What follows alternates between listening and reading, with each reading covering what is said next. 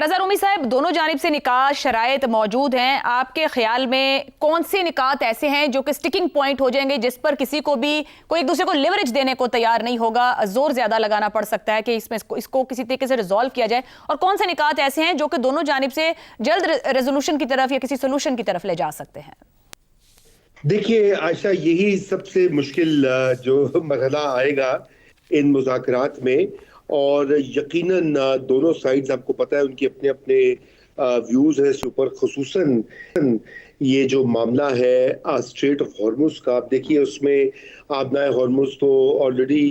ایک طرح سے انڈائریکٹلی ایران کا اس کے اوپر جو کنٹرول ہے اس کو تسلیم کر لیا گیا ہے، لیکن گوئنگ فارورڈ اس کے اوپر اگر مزید ایران جو ہے وہ شرائط لگائے گا، مثلا ابھی ایران کی پارلیمان نے وہ اس کے اوپر کچھ $2 ملین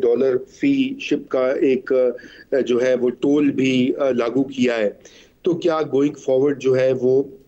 یہ قابل قبول ہوگا امریکہ کو یا دیگر ممالک کو؟ یہ ایک ایسا پوائنٹ ہے کہ اس کے اوپر بھی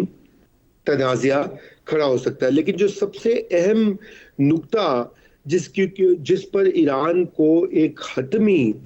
گارنٹی چاہیے ہوگی وہ ہے کہ دوبارہ اس کے اوپر حملہ نہ ہو، جس طریقے سے پچھلے سال جون میں بھی کیا گیا، پھر اس سال ہو گیا، اب یہ جنگ بند ہو جاتی ہے، کچھ مہینوں کے بعد دوبارہ حملہ ہو جاتا ہے، تو پھر اس وقت کیا ہوگا؟ میرے خیال سے وہ جو گارنٹی والا معاملہ ہے وہ ایبسولوٹ گارنٹی چاہیے ہوگی ایران کو، اور وہ پھر امریکہ ہی دے سکتا ہے. لیکن پھر اس میں اسرائیل کا کیا کیا جائے، وہ جو بات ہو رہی ہے. پھر لبنان کا جو مسئلہ ہے ابھی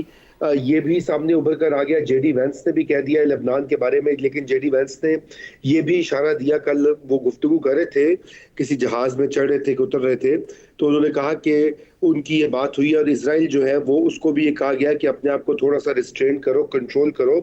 کیونکہ کل تو وہاں پہ بہت مارا ماری ہوئی، اور آج بھی اطلاعات یہی آ رہی ہیں. تو یہ والا مسئلہ جو ہے یہ بھی آگے جو ہے یہ بڑھے گا. دیکھیے امریکہ کی تو جو ڈیمانڈز ہیں، میکسیملسٹ ڈیمانڈز ہیں اس وقت، وہ چاہتا ہے کہ ایران کے جتنے حلیف پراکسیز ہیں ان کا خاتمہ کیا جائے، ایران کا میسائل پروگرام خصوصاً لانگ رینج میسائلز جو ہے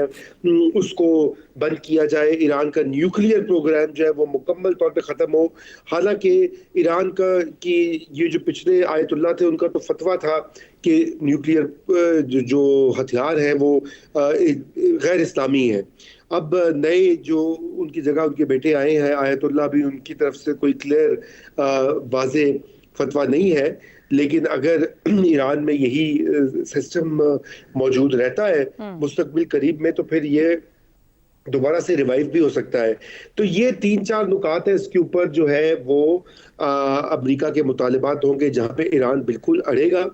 اور کیا رضا رومی صاحب یہ لبنان اسرائیل معاملے کو باہر رکھ کر بات انیشیٹ ہو پائے گی، یا ایران اس پوائنٹ کے اوپر سٹک کرتا رہے گا اور بات آگے نہیں بڑھ پائے گی؟ دیکھیے ابھی جو تھوڑی انڈیکیشن یہ آ رہی ہے کہ ایران جو ہے وہ لچک تو دکھائی ہے اس نے، اور جو ان کے اسپیکر غالب آف جو صاحب جو ہے ان کا بھی ابھی ایک ٹویٹ آیا کل، تو وہ کہتے کہ کوئی ہم نے مذاکرات کرنے ہی نہیں، لیکن اب وہ یہ کہہ رہے ہیں کہ ہاں اس کے اوپر بات کی جا سکتی ہے. تو یہ ایک پیش رفت ہے ایک طریقے سے. تو وہ بس انہوں نے کہا کہ ایکسٹنگوش دا فائر امیڈیٹلی، فوری طور پہ آگ کو بجھایا جائے. تو گویا کہ وہ بھی تقاضا اور مطالبہ کر ہی رہے. لیکن دیکھیے عائشہ، اب وہ آپ علیحدہ کر نہیں سکتے اسرائیل کو، ساری جڑ اور آگ تو لگائی ہوئی اسرائیل کی ہے. یہ تو شاید امریکہ بھی اس حد تک آگے نہ گیا ہوتا اگر اسرائیل نے اس کو اتنا نہیں. تو کیا امریکہ میں یہ ریلائزیشن ہو رہی ہے کہ جو کچھ امریکہ نے لوز کیا اس جنگ کے دوران یہ صرف اسرائیل کی وجہ سے ہو رہا ہے؟ جی بالکل، امریکہ میں یہ ریلائزیشن آ رہی ہے، آہستہ آہستہ پبلک اوپینین میں بھی آ رہی ہے، اور یقیناً یہ بھی اس کے اوپر بھی اب لوگ جو ہے بہت زیادہ اسپیکولیٹ کر رہے ہیں کہ کیا واقعی ہی اسرائیل کے حوالے سے امریکی پالیسی بدلے گی. دیکھیے جے ڈی وینس تو پہلے بھی ان کے شبہات اور ان کے شک رہا ہے اسرائیل کی پالیسی کے اوپر وہ تو میں بھی ہو چکی ہے ان کی نیتنیاہو کے ساتھ. اور صدر ٹرمپ کے جو ہواری ہیں جسے ماگا کہا جاتا ہے, جو ان کے یوٹیوبرز ہیں, وہ تو آلریڈی اسرائیل کو برا بھلا کہہ رہے ہیں روزانہ کی بنیادوں پر. تو اس لیے آلریڈی پبلک اوپینین شفٹ کر رہا ہے. شاہ جی درست ہو گیا. عامر احمد خان صاحب, آپ کے خیال میں یہ جو اسلام آباد ایک امن کی بات کر رہا ہے اور چاہ رہا ہے کہ کوئی راستہ نکلے, کیا بیٹھنے والے دونوں سائیڈ کے درمیان جو اعتماد قائم ہوا ہے کہ وہ اسلام آباد تک آ رہے ہیں, کسی کی جانب سے بھی کوئی داخلی سیاسی نقطہ, کوئی مزاحمت ان مذاکرات کو ہرٹ کر سکتی ہے؟ کیا دونوں تھوڑے تحمل سے ایک قدم پیچھے بیٹھ کر کسی ریزولوشن کی طرف جا پائیں گے؟ اچھا, پہلا تو یہ ہے کہ یہ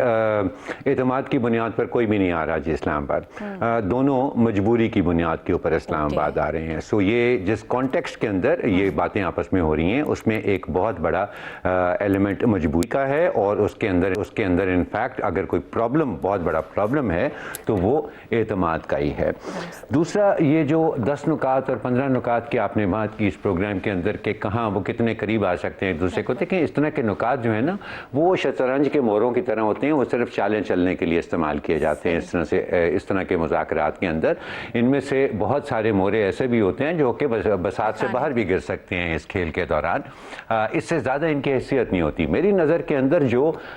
2 نکات سب سے زیادہ اہم ہیں ان مذاکرات میں اور جن کا سب سے بڑا اثر ہوگا ان مذاکرات کے اوپر, وہ نہ تو ایران کے 10 نکات میں شامل ہیں اور نہ امریکہ کے 15 نکات میں شامل ہیں. ان میں پہلا جو ہے نا جی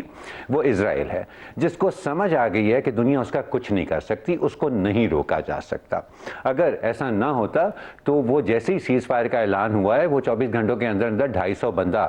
لبنان کے اندر نہ مارتا. وہ ہر صورت میں جنگ جاری رکھنا چاہتا ہے, اور وہ ہم پہلے بھی یہ بہت دفعہ یہ بات کر چکے ہیں, وہ کسی صورت اس پروسیس کو, اس پیس پروسیس کو کامیاب ہوتے ہوئے نہیں دیکھنا چاہتا. اگر کسی کے دل میں کوئی شک ہے نا تو یہ جو برطانیہ کے فارن سیکرٹری کی سٹیٹمنٹ ہے کہ جی ہمیں بڑی تشویش ہے لبنان کے اوپر اتنے بڑے پیمانے پہ ہلاکتوں کی, بس یہی حد ہے مغرب کی فی الحال جو وہ اسرائیل کے اگینسٹ استعمال کر سکتا ہے, تو وہ کتنا زیادہ سے زیادہ دباؤ ڈال سکتا ہے. دوسرا نقطہ جو ہے نا جی وہ ڈونلڈ ٹرمپ کی نیت ہے. اگر تو وہ صرف اپنی دی ہوئی ڈیڈ لائن سے بچنا چاہتے ہیں اور ان مذاکرات کو اور اس عمل